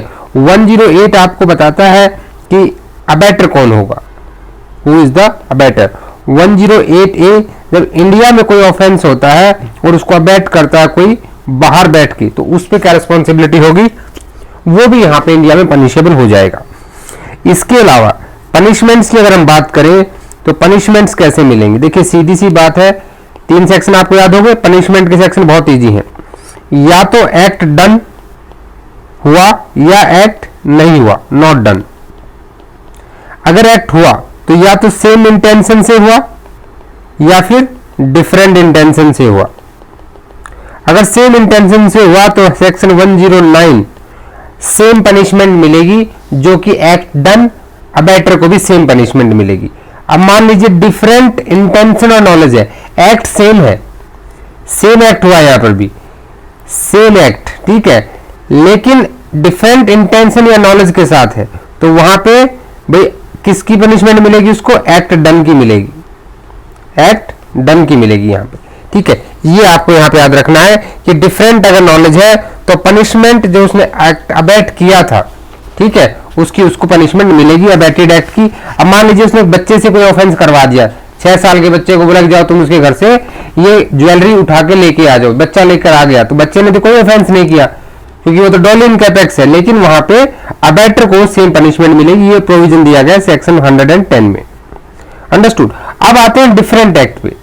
अब सेम एक्ट नहीं हुआ है, अब क्या हुआ? सेम एक्ट नॉट डन, यहाँ पे डिफरेंट एक्ट हुआ है। क्या हुआ है? डिफरेंट एक्ट किया है। अगर डिफरेंट एक्ट किया तो उस केस में क्या होगा? पनिशमेंट कैसे मिलेगी? उसके लिए सेक्शन 111 ये क्या कहता है कि punishment for the act done, act done की पनिशमेंट मिलेगी, बट जो एक्ट किया गया है that should be the probable consequences of your abetted act. Abetment के प्रोबेबल कॉन्सिक्वेंस में अगर वो एक्ट होगा तो वहां पे उसको जो उसने एक्ट किया है उसके लिए पनिशमेंट मिलेगी। याद रखिएगा इस चीज को, ठीक है। उसके बाद 112 किसके बारे में बात करता है? ये आपको कम्युलेटिव पनिशमेंट की बात कह रहा है कि जहां पे आपने जो एक्ट अबैट किया उसकी भी आपको पनिशमेंट मिलेगी और जहां आपने जो एक्ट किया है बंदे ने उसकी भी पनिशमेंट मिलेगी। जैसे कि किसी ने मान लीजिए भाई किसी को मारा है और वहां पे जाकर कुछ और भी वो कर देता है, तो उसको ये लग रहा था, इंटेंशन थी बंदे को कि इससे वो एक्ट भी हो सकता है, वहां पे 112 लग जाएगी। 113 किसके बारे में बात करता है कि आपने एक्ट डन किया, किसी ने आपने किसी को ग्रीवियस हर्ट करने के लिए अबैट किया, लेकिन वो बंदा उसके कॉन्सिक्वेंसेस में क्या है? मर जाता है, मर्डर हो जाता है उसका, तो उस केस में आपकी क्या रिस्पॉन्सिबिलिटी होगी? अब आता है प्रेजेंस। 114 बात करता है प्रेजेंस की कि अबैट करने वाला बंदा, अबैटर प्रेजेंट है वहां पे, तो he will be treated as a participant in the act, understood. तो ये प्रेजेंट से रिलेटेड ये एमसीक्यू कई बार पूछ लिया जाता है। 115 ये कहता है कि जो डेथ से या लाइफ इंप्रिजनमेंट से जो पनिशेबल ऑफेंसेस है, ऐसे एक्ट को अगर आप अबैट करते हैं, कैसे को? डेथ या लाइफ से, तो वहां पे दो चीजें आती हैं। अगर अबैटमेंट में आके वो एक्ट को डन कर देता है तो इन दैट केस आपको 14 ईयर्स की पनिशमेंट मिलेगी, और अगर एक्ट नॉट डन होता है तो आपको 7 ईयर्स की पनिशमेंट मिलेगी, अंडरस्टूड। अब 116 क्या कहता है? इसका छोटे फॉर्म, यानी कि ओनली इंप्रिजनमेंट से, एलआई और डेथ की पनिशमेंट नहीं है। ऐसे एक्ट में जो आपने अबैट किया, थेफ्ट के लिए अबैट किया मान लीजिए आपने, उस केस में क्या हुआ? तो अगर ऑफेंस नहीं हुआ, नॉट डन, आपने अबैट किया, बंदे ने ऑफेंस नहीं किया, तो जो 1/4 मिलेगा किसका? लॉन्गेस्ट का, ठीक है। आईपीसी का 65 और 66 याद आ रहे हो ना यहाँ पे, ठीक है, तो वो भी साथ याद रखने हैं। 1/4 उसी टाइप से है। और अगर एक्ट कर दिया, ठीक है, तो क्या होगा? एक्ट कर दिया तो सेम एक्ट के उसमें में आ जाएगा वो। लेकिन अगर जो अबैटर या अबैटेड पर्सन, अबैटर या अबैटेड पर्सन प्रिंसिपल, ये दोनों पब्लिक सर्वेंट है, उस केस में सजा क्या हो जाएगी? हाफ हो जाएगी, इसकी डबल हो जाएगी, ठीक है।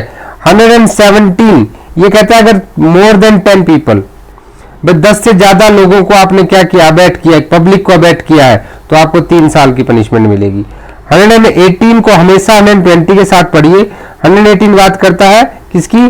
डेथ की, ठीक है, कि इन केस जो भी आपके डेथ से पनिशेबल है, ऐसे ऑफेंसेस कि आप क्या करते हो? इंफॉर्मेशन छिपाते हो, you are concealing the design, तो उस केस में क्या होगा? डेथ और एलआई से अगर पनिशेबल है तो भैया कैसे मिलेगी आपको? इफ एक्ट डन, तो आपको कितना मिलेगा? 7 ईयर्स का पनिशमेंट मिलेगा। इफ एक्ट नॉट डन, यहां आप ऑफेंस नहीं कर रहे हो, आप उस इंफॉर्मेशन को जिससे आप बाउंड बाय लॉ है बताने के लिए, लेकिन आप बता नहीं रहे हैं, और नॉट डन में 3 ईयर्स, ठीक है। Done, not done. 120 क्या? जहां पे सिर्फ इंप्रिजनमेंट से रिलेटेड कोई ऑफेंस था और आपको उसका डिजाइन पता था, उसके बारे में इंफॉर्मेशन थी और आपने डिस्क्लोज नहीं किया, तो उस केस में आपको क्या पनिशमेंट मिलेगी? तो ये क्या कह रहा है आपको कि भैया देखो, जो उसकी लॉन्गेस्ट टर्म है ना, अगर मान लीजिए ऑफेंस कमिट हो गया है, तो उस केस में अगर कमिट हो गया, यस हो गया, तो आपको 1/4 मिलेगी, नहीं हुआ तो 1/8 मिलेगी, ठीक है। तो ये आपका अबैटमेंट है। आप इसको बेरेट में पढ़ेंगे तो इतनी ही बातें, अगर इतनी बातें आपके दिमाग में रहेगी तो ये कंप्लीट चैप्टर आप कवर कर देंगे, ठीक है। इसमें ज़्यादा आपको दिमाग लगाने की जरूरत नहीं है, एक बार इलस्ट्रेशन जरूर देख लीजिएगा। उसके बाद चैप्टर 5A, इसको कब इंसर्ट किया गया था? सबसे बड़ी बात ये तो 1913 में ब्रिटिशर्स ने इसको किया था यहाँ पे इंसर्ट, क्योंकि प्रॉब्लम ये थी कि जो 107 में भी कॉन्स्पिरेसी थी, लेकिन वहां पे कॉन्स्पिरेसी में क्या था कि ओवर्ट एक्ट होना जरूरी थे, यानी कि एक्ट डन। भाई कॉन्स्पिरेसी कर ली मैंने, तो मुझे कुछ उसके फर्दरेंस में कुछ करना था, तभी जाके आप मुझे 107 में बुक कर सकते थे। लेकिन भाई किसी चीज को अपराध होने से पहले ही रोक देना, इसके लिए डाला गया क्रिमिनल कॉन्स्पिरेसी। हालांकि ब्रिटिशर्स ने सारे रूल जो डाले थे वो डाले थे इंडियंस को दबाने के लिए, लेकिन वो आज की सोसाइटी में भी काम आ रहे हैं। ठीक है, तो दो या दो से ज्यादा अगर व्यक्ति मिलकर क्या करते हैं, कोई इलीगल एक्ट करने के लिए एग्रीमेंट करते हैं, या कोई एक्ट जो इलीगल तो नहीं है, लीगल है, लेकिन उसको इलीगल मीन से करते हैं, मेयर एग्रीमेंट इज पनिशेबल, ये याद रखिएगा यहाँ पे। ठीक है, मेयर एग्रीमेंट इज पनिशेबल। अब इसकी पनिशमेंट क्या होगी? तो सीधी सी चीज है, अगर वो कोई भी ऐसा ऑफेंस कमिट करते हैं जो डेथ से या लाइफ इंप्रिजनमेंट से या रिग्रेस इंप्रिजनमेंट से for the term 2 years upward, 2 साल से ज्यादा की सजा, कैसी? सश्रम कारावास, रिग्रेस इंप्रिजनमेंट से ऊपर का कोई ऑफेंस करें, चाहे वो लाइफ इंप्रिजनमेंट तक जाए, डेथ तक जाए, तो उस केस में मिलेगी उसको सेम पनिशमेंट। जिस ऑफेंस के लिए कॉन्स्पिरेसी की वो सेम पनिशमेंट मिलेगी। 109 का रूल लागू हो गया। पर एमसीक्यू का आपसे कहां से पूछेगा? यहां से पूछेगा कि मान लीजिए 2 साल से कम का है, तो उस केस में क्या होगा? तो भैया तब उसको 6 महीने या फाइन या दोनों, ये सजा मिलेगी। ये आपसे एमसीक्यू पूछा जाता है। अंडरस्टूड? आपका चैप्टर 6, इसमें ज्यादा नहीं पूछा जाएगा आपसे। इसमें आपको इतना ध्यान रखना है कि मेयर प्रिपरेशन कहां पे है। सेक्शन 122 में मेयर प्रिपरेशन है और 126 में। दो चीजें तो ये याद रखनी है कि जहां पे सिर्फ प्रिपरेशन की स्टेज पर ही आपने क्या कर सकते हैं। आपको देखो, हमने क्राइम की वो की थी ना, स्टेजेस क्या होती हैं कि किसी को पहले इंटेंशन होगी, फिर वो क्या करेगा? प्रिपरेशन करेगा, प्रिपरेशन के बाद वो अटेम्प्ट करेगा, and then he will do the offence, वो कमिट कर देगा उस ऑफेंस को। तो सिर्फ प्रिपरेशन पनिशेबल नहीं होती है जनरली, बट 3 सेक्शन है आईपीसी में, 122, 126 और एक 399 डकैती वाला। ठीक है, डकैती की प्रिपरेशन करना, तो यहाँ पे सिर्फ प्रिपरेशन ही पनिशेबल हो जाती है। सेक्शन इंपॉर्टेंट आपके लिए कहा जाता है यहाँ पे सेडिशन। ठीक है, सेडिशन आजकल काफी चलता है चर्चा में, ये आपको याद होना चाहिए। ठीक है, इसको किस तरह से डाला जाता है? ये वर्ड्स के द्वारा, इधर स्पोकन, रिटन और बाय साइंस। क्या करने के लिए कि भाई आप जो है ना एक डिसअफेक्शन क्रिएट करते हो towards the government established by law in the India, और इसकी लाइफ इंप्रिजनमेंट की पनिशमेंट, इसको एबॉलिश करने के लिए भी सुप्रीम कोर्ट ने बहुत रिसेंट में बोला था। ये आपके लिए थोड़ा सा इंपॉर्टेंट हो सकता है, अदरवाइज इस चैप्टर में कोई जरूरी नहीं है। चैप्टर 7 को आप पूरा का पूरा स्किप कर सकते हैं, कोई नॉट रिक्वायर्ड, इसमें कोई इंपॉर्टेंट नहीं आता। फिर आते हैं ऑफेंस अगेंस्ट पब्लिक ट्रैंक्विलिटी। यहाँ पे सबसे पहले अनलॉफुल असेंबली कैसे होती है, उसके 5 ऑब्जेक्ट यहाँ दिए गए हैं। ये 5 ऑब्जेक्ट आपको पता होने चाहिए। ठीक है, first, second, third, fourth, fifth, ये जरूर देख लीजिएगा, ये इंपॉर्टेंट है। ठीक है, इन सभी में कॉमन चीज क्या है कि सभी में कहीं ना कहीं क्रिमिनल फोर्स यूज होता है। ठीक है, ये आप जरूर देख लीजिएगा। अब आप देखें ना, टू ओवरवेव, ये सेम वर्ड आपको 122 में भी मिलेगा, तो ऐसे आप लिंकिंग भी कर सकते हैं इस चीज की। उसके बाद अगर कोई भी अनलॉफुल असेंबली का मेंबर बनता है तो उसकी पनिशमेंट क्या होगी। अगर कोई डेडली वेपन लेके चला जाता है तो पनिशमेंट इसमें मैक्सिमम आपको 2 साल मिलेगी सब जगह। ठीक है, अब जहां पे कमांड मिल गई है डिस्पर्स करने की, लेकिन फिर भी कोई डिस्पर्स नहीं करता, कमांड डिस्पर्स करने की कहां मिलेगी? सेक्शन 144 सीआरपीसी में, तो वो लगता है सेक्शन 129 में, जहां पे कोई भी एग्जीक्यूटिव मैजिस्ट्रेट दे सकता है। 130 में, तो वहां पे जो आपका डिस्पर्स है अनलॉफुल असेंबली का, सीआरपीसी की बात मैं कर रहा हूं। ठीक है, उसके साथ इसको पढ़िएगा। 129 से 133 तक दिया गया है disperse of the unlawful assembly के प्रोविजंस। ठीक है, अब 145 क्या है कि फिर भी रहोगे तो भी 2 साल की सजा है।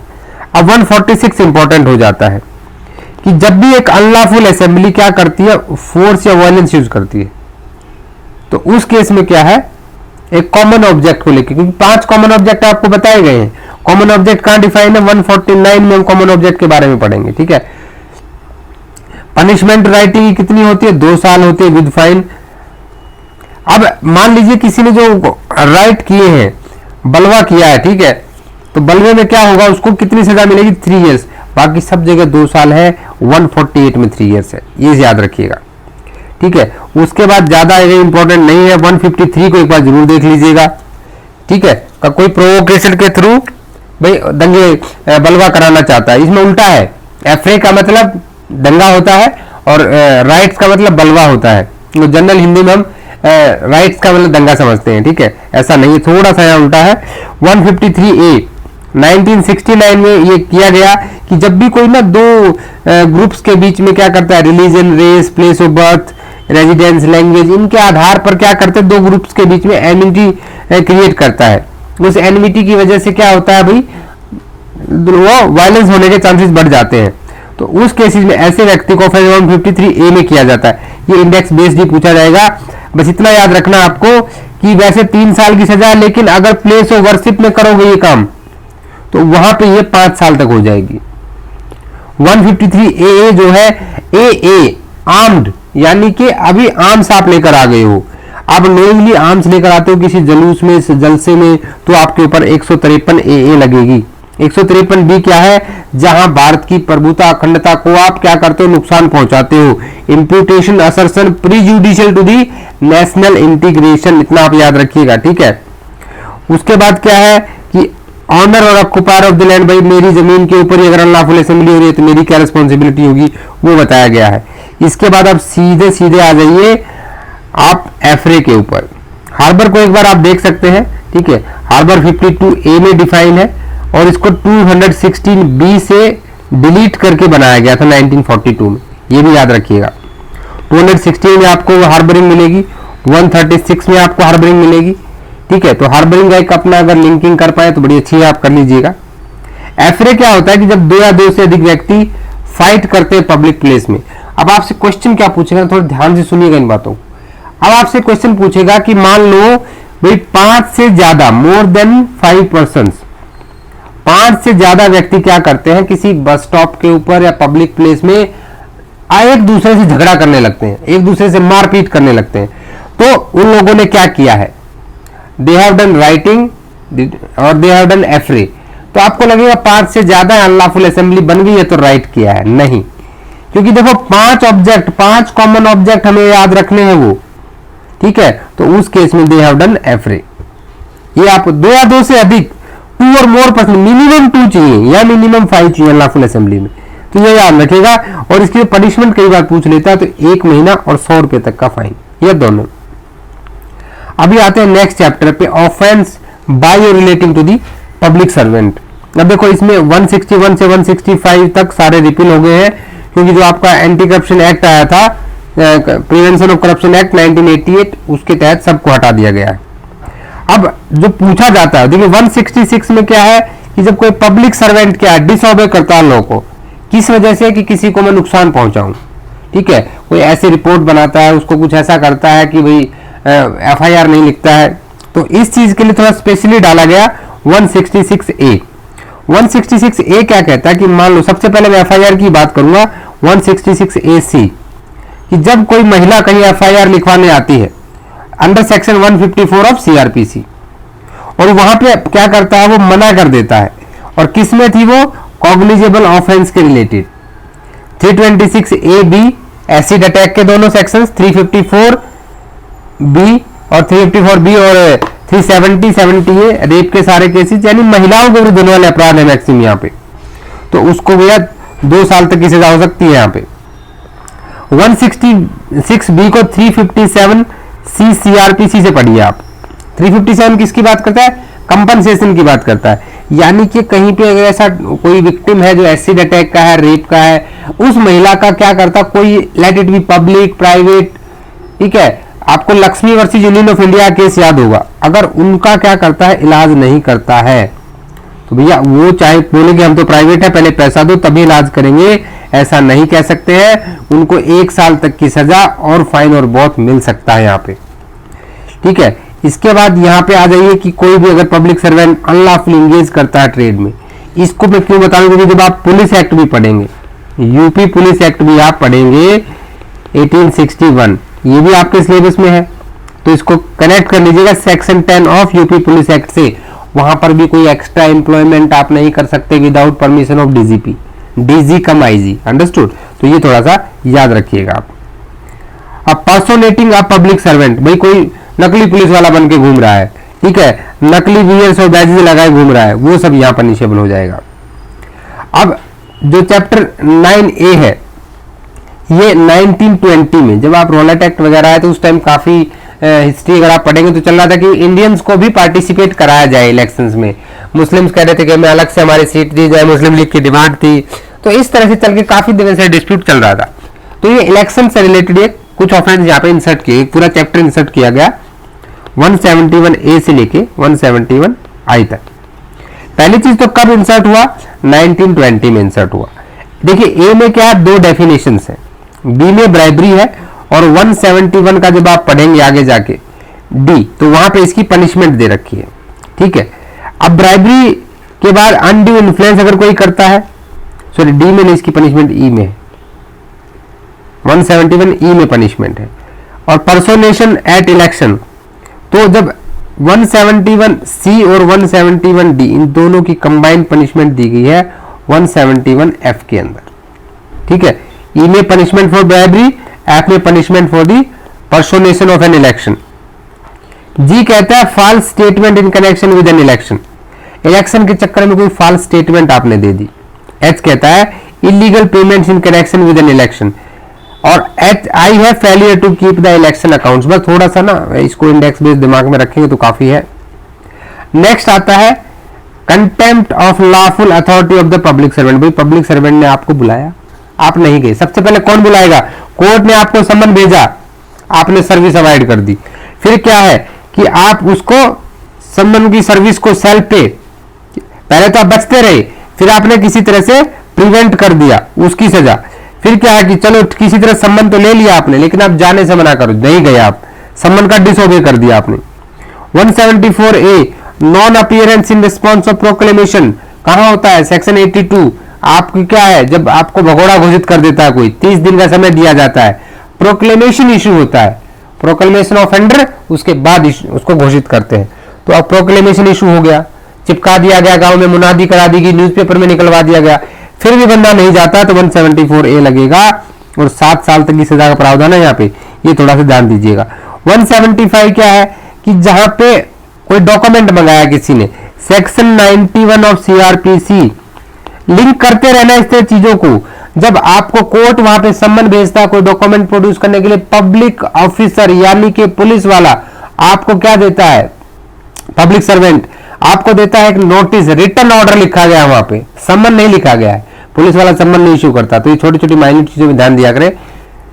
सम्मन नहीं, वो आपको रिटन ऑर्डर देगा, रिटन ऑर्डर के बाद आपने वो डॉक्यूमेंट नहीं दिया जो आप लीगली आपको देना चाहिए था, ठीक है, तो वहां पे आपके लिए ये सेक्शन आपके ऊपर लागू हो जाता है। इलेक्ट्रॉनिक रिकॉर्ड भी है, ठीक है, कोर्ट ऑफ जस्टिस में देना था, आपने नहीं दिया तो 6 महीने तक की सजा हमें मिल सकती है और 1000 रुपए का जुर्माना है।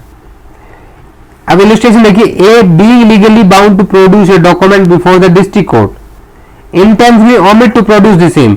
सेक्शन 91 में इसको सम्मन मिला और इसने नहीं प्रोड्यूस किया, 91 ऑफ CRPC, सीधा सा तुरंत समझ जाना आपको। You are the law students, final exam की डेट आ गई है आपकी अभी, तो आपको ये सारी चीजें क्लियर होनी चाहिए आपके माइंड में। अब 176 कहता है कि जहां पे नोटिस दिया गया आपको, नोटिस कहां मिलता है? सेक्शन 41 में नोटिस दे सकता है पुलिस वाला, ठीक है, किसी को भी। उसके बाद कहां नोटिस दिया जाता है? सेक्शन 160 में नोटिस मिलता है CRPC में कि आओ भी 161 के बयान लिखवाओ तुम, तो उस केस में आपका अगर कोई नहीं जाता तो ये लगता है। अब आप पुलिस वाले ने आपसे पूछा, पब्लिक सर्वेंट ने आपसे पूछा, आपने फॉल्स इंफॉर्मेशन दे दी, तो वहां पे आप 177 लग जाएगा। 178 क्या है? आपने ओथ लेने से मना कर दिया, भाई मैं कसम नहीं खाऊंगा। देखो सीधी सी बात है, पब्लिक सर्वेंट करा भी ओथ लो, तुम ओथ पे बताओ इस चीज को, एफिडेविट पे दो, और आप मना कर रहे हो, तो वहां पे आपके ऊपर 1000 रुपए का जुर्माना है। अब रिफ्यूज टू आंसर, 161 CRPC में पुलिस वाले ने आपसे जवाब पूछे जिसके लिए आप ऐसे नहीं है जिसमें आपको सेल्फ इंक्रिमेटरी है, वो एक सेकेंडरी चीज है, लेकिन जिनके आपको जवाब देने चाहिए थे फिर भी आपने जवाब नहीं दिए, तो उस केस में आपको 179 लग जाएगा। फिर क्या 180 में, अब 180 में आपसे क्या पूछ लेगा ना वो, कि कौन सी स्टेटमेंट साइन करने से मना करते हैं आप, FIR है, वहां आपको साइन करना है। क्या 161 की स्टेटमेंट को 180 में मैं कवर कर सकता हूं क्या? सीआरपीसी 161 को क्या IPC 180 में कवर कर सकते हैं? नहीं कर सकते, क्योंकि वो तो साइन ही नहीं करने होते, वो साइन ही नहीं करने होते वहां पे। तो जो लीगली आपको साइन करने हैं, अगर उनको आप मना करते हो साइन करने से, इन दैट केस ओनली, ठीक है। अब आपने ओथ ले ली और फिर फॉल्स इन्फॉर्मेशन दे दी। अब फॉल्स इन्फॉर्मेशन ली आपने, जिससे कि जो पब्लिक सर्वेंट है वो अपनी पावर को यूज करे किसी और को। आपने कहा कि जी बीना बड़ा ऐसा है, उसने, मैंने उसको देखा है मर्डर करते, उसको 4 डंडे लगाओ, पता लग जाएगा। आपकी वजह से इंजरी पहुंची उसको। सिर्फ इंजरी क्या चीज की होती है पता है ना आपने? 44 में इंजरी क्लियर है ना? माइंड, रेपुटेशन, प्रॉपर्टी और माइंड, रेपुटेशन और प्रॉपर्टी। एक चीज और है, बताइए क्या होगी? देखिए इसी तरह से दिमाग लगाना आपको, ठीक है। माइंड पे हो, रेपुटेशन पे हो, प्रॉपर्टी पे हो और बॉडी पे हो, ठीक है। सारी फिजिकल इंजरी भी वहां काउंट है, मेन इंजरी आपने छोड़ ही दी थी, चलिए कोई नहीं। 182 false information with intent to cause public servant to use his power to injury other person, ये हमने कर लिया है, इसके इलस्ट्रेशन जरूर देख लीजिएगा। उसके बाद इसमें आ जाता है 187 को जरूर देखिएगा, ठीक है। जहां पे कहां बाउंड होता है? Section 37, you are legally bound to assist the magistrate and police, और आप नहीं असिस्ट करते हो। 188 सेक्शन 100 ऑफ CRPC में क्या चाहिए? 2 विटनेस चाहिए। पुलिस वाला नोटिस देता है कि आप विटनेस साइन को, सर्च मेमो को एज ए विटनेस, लेकिन आप मना करते हो, डिसओबीडियंस, ठीक है, वहां 188 लग जाएगी। अब कोई भाई पुलिस वाला आता है, उसको अड़का देता है, तो threat of injury to the public servant. 190 threat of injury to induce the person to refrain from applying protection, ठीक है, टू द पब्लिक सर्वेंट। तो ये सारी की सारी चीजें हैं। अब ठीक है, हालांकि 190 को आप पुलिस एक्ट के सेक्शन 13 के साथ पढ़ सकते हो, जहां कोई एप्लीकेशन के through additional force police protection ले सकता है, ठीक है। और यहाँ पे उसे थोड़ा सा देखो, अगर आप पढ़ेंगे तो चीजें आपको ज्यादा अच्छे से समझ में आएंगी। यहां तक टोटल आपके 10 चैप्टर्स कवर हो गए हैं, 13 चैप्टर्स और रह गए हैं। तो इस वीडियो में सिर्फ हम 10 चैप्टर्स ही करेंगे। नेक्स्ट वीडियो में आगे के IPC को हम इंपॉर्टेंट चीजों को कवर करने की कोशिश करेंगे, ठीक है। तो अगर आपको ये चीज़ सही लगी है, अच्छी लगी है, तो प्लीज़ कमेंट कीजिएगा, ताकि मैं आज ही इसका दूसरा सेगमेंट बना दूं। आपके कमेंट आने के बाद मैं इसका नेक्स्ट सेगमेंट बनाऊंगा, ठीक है। तो जुड़े रहिए MK लीगल शिक्षा के साथ, मिलते हैं कुछ अच्छे नई वीडियोज़ के साथ। तब तक के लिए जय हिंद, जय भारत।